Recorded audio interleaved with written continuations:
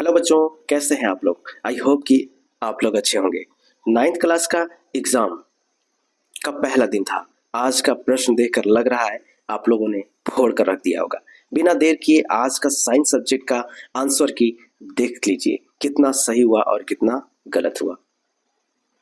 Science subject का paper 2 है, ठीक है। आपको कितना मिला था? तो 1.5 घंटे मिला था, ठीक है। और ये 40 प्रश्न है, 40 नंबर के, ठीक है ना। चलिए देखिए, पहला प्रश्न आपका जो है, पहला प्रश्न था गति का सबसे साधारण प्रकार क्या है। तो भाई गति का सबसे साधारण प्रकार जो है सरल रेखीय गति है, यानी इसका आंसर क्या होगा? सरल रेखीय गति, ठीक है। अब इसके बाद जो अगला प्रश्न है, कहता है कि शून्य शून्य मान हो सकता है, यानी कि शून्य मान किसका हो सकता है? दूरी का, विस्थापन का, ए बी दोनों या इनमें से कोई नहीं। तो विस्थापन का मान जो है शून्य हो सकता है, दूरी का मान शून्य नहीं हो सकता है, ठीक है। इसका अगला जो है, कौन ग्राफ असमान चाल को दर्शाता है? असमान चाल, तो असमान चाल की बात यहाँ पे हो रही है। तो असमान चाल जो है सी वाला, आप देख सकते हैं इसका जो ग्राफ टेढ़ा मेढ़ा है, ठीक है। सीधा ग्राफ है तो समझिए समान चाल के लिए है, लेकिन टेढ़ा मेढ़ा अगर ग्राफ है तो वो असमान चाल के लिए, ठीक है। ये चीज तो सी ऑप्शन सही है। अगला जो प्रश्न है, कहता है कि निम्न में किसे जड़त्व का नियम भी कहते हैं। तो भाई प्रथम गति का जो नियम है उसको जड़त्व का नियम भी कहते हैं, ठीक है। चलिए अगला प्रश्न है, आप देखेंगे प्रश्न में कहता है कि 24 केजी द्रव्यमान की वस्तु पर 96 न्यूटन का बल लगाने से कितना त्वरण उत्पन्न होगा, ठीक है। तो देखिए सबसे पहले तो आपको ये देखना है कि 24 केजी यानी कि मास दिया हुआ है एम, न्यूटन यानी कि एफ दिया हुआ है, और ये त्वरण यानी ए दिया हुआ, ए नहीं दिया हुआ, ए आपको ज्ञात करना है। यानी कि मास दिया हुआ है, एफ दिया हुआ, फोर्स दिया हुआ है, और एक्सेलरेशन आपको ज्ञात करना है। तो आपको पता है कि ए बराबर क्या होता है। अगर हम यहाँ पे बात करें फॉर्मूला का, तो एफ बराबर एम ए होता है, ठीक है। क्या होता है? एफ बराबर एम ए। एफ कितना है? 96, ठीक है। और एम कितना है? 24, ठीक है, 24 केजी। और एक्सेलरेशन आपको ज्ञात करना है ए। तो ये जो है क्या हो जाएगा? 24 चौका कट जाएगा 4 से, यानी कि हो जाएगा ए बराबर क्या हो जाएगा? 4। तो ए बराबर आपका 4 आंसर सही है, यानी कि सी ऑप्शन इसका सही होगा, ठीक है। इसका ऑप्शन सी सही होगा। अगला जो प्रश्न है, अगला प्रश्न कहता है कि केजी मीटर पर सेकेंड किसका जो है मात्रक है। तो ये जो है संवेग का मात्रक है। किसका है? संवेग का मात्रक है। अगला प्रश्न आप देखेंगे, कहता है कि सार्वत्रिक गुरुत्वीय स्थिरांक को दर्शाता है। तो सार्वत्रिक गुरुत्वीय स्थिरांक को जी दर्शाता है, बड़ा वाला जी। छोटा वाला जी क्या होता है? तो छोटा वाला जी ग्रेविटेशनल फोर्स को दर्शाता है, यानी कि गुरुत्वाकर्षण बल को, ठीक है। तो इसका बी ऑप्शन सही है। अगला जो है, अगला कहता है कि चंद्रमा पर 6 केजी द्रव्यमान की वस्तु का भार कितना होगा, ऐसा पूछा जा रहा है, ठीक है। देखिए होता क्या है, आपको पता है कि 1 केजी द्रव्यमान पर कितना न्यूटन बल होता है? तो 9.8 न्यूटन बल होता है 1 केजी के लिए। लेकिन ये कह रहा है कि 6 केजी तो पृथ्वी पर है, लेकिन चंद्रमा पर 6 केजी द्रव्यमान की वस्तु का भार कितना होगा। तो सिंपल सी बात है, आपको पता है कि चंद्रमा पर जो भार होता है 6 गुना कम होता है पृथ्वी से। तो यानी कि 1/6 और भार कितना है? 6, ठीक है। तो 6 कट जाएगा, बच जाएगा 1, यानी कि 1 केजी का न्यूटन बल लगेगा। यानी कि 1 केजी का न्यूटन बल कितना होता है? 9.8। तो इसका सही आंसर ए होगा, 9.8 न्यूटन। क्लियर। अब इसके बाद जो है, अगला प्रश्न है जूल प्रति सेकंड किसका मात्रक है। तो जूल प्रति सेकंड जो है वो किसका मात्रक है? तो ये जो है शक्ति का मात्रक है। किसका मात्रक है? शक्ति का, ठीक है। अगला जो प्रश्न है, अगला जो प्रश्न आपको देखने को मिलेगा, ठीक है, कहता है कि 1 केजी की वस्तु को कितनी ऊंचाई तक उठाने में 9.8 जूल ऊर्जा व्यय होगी, ठीक है। तो यहाँ पर 1 मीटर इसका सही आंसर होगा। कैसे बनेगा? देखिए एक फार्मूला होता है ना, डायरेक्टली आपको बता देते हैं। H बराबर पोटेंशियल एनर्जी बटा mg, ठीक है। तो पोटेंशियल एनर्जी जो है वो कितना है? 9.8 जूल। कितना है? 9.8 जूल है, और इसमें 1 केजी दिया हुआ है, और आपको जी का मान कितना होता है यहाँ पे? तो 9.8 होता है। तो 9.8 और 9.8 कट जाएगा तो बच जाएगा क्या? 1 बच जाएगा, यानी कि इसका सही आंसर सी आंसर सही है, यानी कि 1 मीटर। ओके। अगला जो है, अगला प्रश्न कहता है कि यदि किसी वस्तु का संवेग यदि किसी वस्तु का संवेग दुगुना कर दिया जाए तो उसकी गतिज ऊर्जा क्या होगी? तो 4 गुना हो जाएगा। क्या होगा? 4 गुना इसका सही आंसर हो जाएगा। चलिए अगला प्रश्न है। अगला प्रश्न कहता है कि तरंगे किसका स्थानांतरण करती है? तो तरंगे जो है ऊर्जा का स्थानांतरण करती है। किसका? ऊर्जा का। ठीक है। अब इसके बाद जो है अगला प्रश्न है कि यदि क्रमिक संपीड़न एवं विरलन की दूरी 5 सेंटीमीटर है तो तरंग दैर्ध्य का मान क्या होगा? देखिए तो यहाँ पे आपसे सबसे पहले कह रहा है कि क्रमिक संपीड़न एवं विरलन की दूरी 5 सेंटीमीटर है। ठीक। अब आपको पता होगा एक चीज आप लोग को हम बता दें कि देखिए संपीड़न और विरलन के बीच की दूरी जो होता है वो तरंग दैर्ध्य की आधी होती है। ठीक है। यानी कि लेमडा बराबर यहाँ पे हो जाएगा 2। किसकी आधी होती है? तो भाई संपीड़न और विरलन के बीच की दूरी की। तो यहाँ पे दूरी कितना दिया हुआ है? 5 सेंटीमीटर। तो लेमडा बराबर क्या हो जाएगा? 2 × 5 यानी कि ये आ जाएगा आपका 10। यानी कि 10 आंसर सही है, यानी कि बी ऑप्शन इसका सही है। ठीक है। चलिए अगला प्रश्न है। अगला प्रश्न कहता है कि निम्न में कौन पदार्थ नहीं है? तो निम्न में कौन पदार्थ नहीं है भाई? तो विचार पदार्थ नहीं है। ठीक है।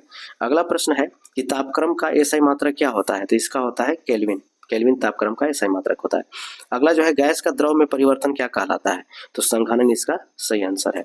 अगला जो है बारूद क्या है? भाई बारूद क्या है? तो बारूद मिश्रण है, याद रखिएगा ना, अनिश्चित अनुपात में मिला होता है। अब इसके बाद निम्नलिखित में कौन कोलाइडल नहीं है? तो कौन कोलाइडल नहीं है भाई? वायु नहीं है, क्योंकि दूध है, रक्त है, धुआं है, लेकिन वायु नहीं है। ठीक है। अब इसके बाद जो है निम्न में कहता है क्या चीज कि निम्न में द्रव में कौन अनिश्चित होता है? निम्न में द्रव में कौन अनिश्चित होता है? तो आकार अनिश्चित होता है द्रव का। ठीक है। ये चीज आयतन निश्चित होता है। तो निम्न में कौन द्विपरमाणुक है? देखिए 2 परमाणु हमेशा साथ होता है, तो सोडियम नहीं होगा, एल्युमिनियम नहीं होगा, क्लोरीन इसका सही आंसर होगा। बी ऑप्शन सही है। ठीक है। अगला जो है SO2 का के अणु में सल्फर और ऑक्सीजन के भार का अनुपात क्या होगा? तो भाई SO2 आपको पता है कि सल्फर और ऑक्सीजन है। सल्फर का कितना होता है? 32 होता है, और ऑक्सीजन जो है उसका 16 होता है, लेकिन 2 है, टोटल 32 हो जाएगा। तो अगर हम इसको काटें तो 32:32, इसको छोटा रूप में बांटेंगे तो क्या होगा? 1:1 हो जाएगा। तो यानी कि ये ऑप्शन इसका सही है। चलिए अगला जो है अगला प्रश्न है नाइट्रोजन गैस के लिए रासायनिक प्रतीक क्या होगा? तो जो भी गैस होता है वो द्विपरमाणुक यहाँ पे लिख देंगे, यानी कि N2 होता है। ठीक है। अगला जो प्रश्न है कि 0.5 मोल, देखिए 0.5 मोल कार्बन डाइऑक्साइड का द्रव्यमान क्या होगा? तो आपको पता है कि मोल का जो फॉर्मूला होता है, अगर हम मोल की बात करें तो मोल बराबर दिया गया द्रव्यमान बटा मोलर द्रव्यमान होता है ना। तो मोल कितना दिया हुआ है? 0.5 है। ठीक है। अब बराबर जो है W आपको ज्ञात करना है। M कितना हो जाता है? तो कार्बन डाइऑक्साइड का जो द्रव्यमान होगा वो 44 होगा। ठीक है। तो W बराबर क्या होगा? 0.5 × 44। तो जब गुना करिएगा तो आ जाएगा आपका 22 ग्राम इसका आंसर होगा, यानी कि ए ऑप्शन सही है। ठीक है। अगला जो है उत्कृष्ट गैसों की संयोजकता कितनी होगी?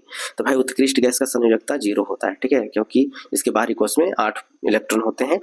ठीक है। इसलिए इसका संयोजकता 0 होता है।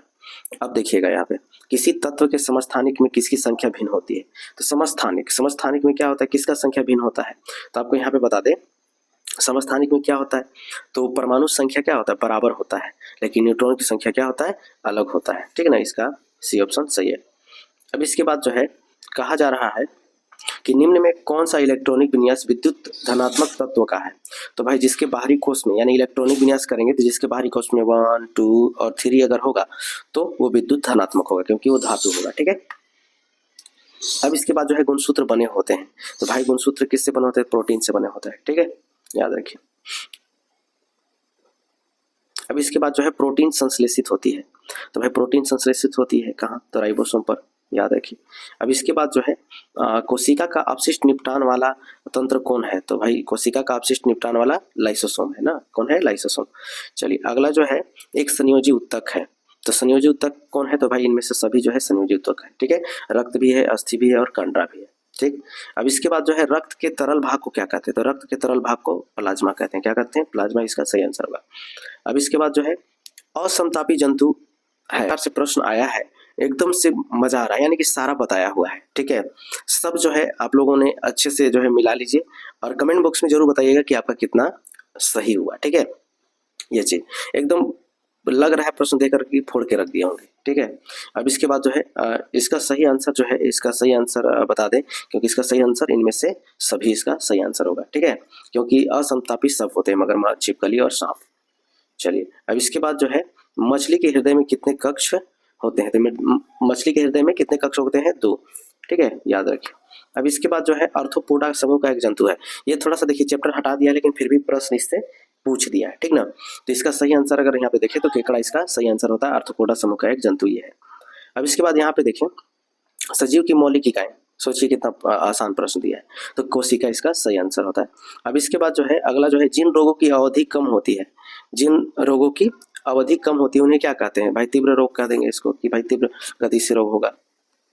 अब इसके बाद जो है कहता है कि जीव मंडल का निर्जीव घटक कौन है? जीव मंडल का निर्जीव घटक जो होता है अगर यहाँ बात करें तो इनमें से सभी होता है ना। इनमें से क्या हो जाएगा? इनमें से सभी जो है जीव मंडल का निर्जीव घटक है। वायु भी है, जल भी है और मृदा भी है, ठीक है। अब इसके बाद जो है अगला प्रश्न है शुक्र एवं मंगल ग्रह पर वायुमंडल का मुख्य घटक क्या है? तो कार्बन डाइऑक्साइड, ठीक है। कार्बन डाइऑक्साइड यहाँ पे होता है। अब इसके बाद आगे चलते हैं कि मधुमक्खियां फूलों से क्या एकत्र करती है? ठीक है ना, मधुमक्खी तो मकरंद और पराग दोनों करता है, यानी कि सी ऑप्शन इसका सही है, दोनों। अगला जो प्रश्न है अंडे देने वाले मुर्गी को क्या कहते हैं? तो इसको लेयर कहते हैं। अगर मांस पूछता है कि मांस के लिए जो है पाला जाता है मुर्गी तो ब्रॉयलर होता है। अंडे देने वाली कौन हो गया? लेयर, इसका सही आंसर है। तो स्टूडेंट आप लोग देख लिए होंगे और पूरा क्वेश्चन जो है आप मिला लिए, ठीक है। और कमेंट बॉक्स में आप जरूर बताइए कि आपका कितना मार्क्स आया, कितना नंबर आया, ठीक है। और वीडियो अगर अच्छा लगा हो तो वीडियो को लाइक कर दीजिए और चैनल को सब्सक्राइब कर लीजिए, ठीक है। मिलते हैं फिर अगले सब्जेक्ट के साथ। आंसर की फिर लाते हैं। अगर कमेंट बॉक्स में आप बताइए किसका आंसर की लाए, ठीक है ना, वो तुरंत बन जाएगा। ओके, तो मिलते हैं। जय हिंद, जय भारत।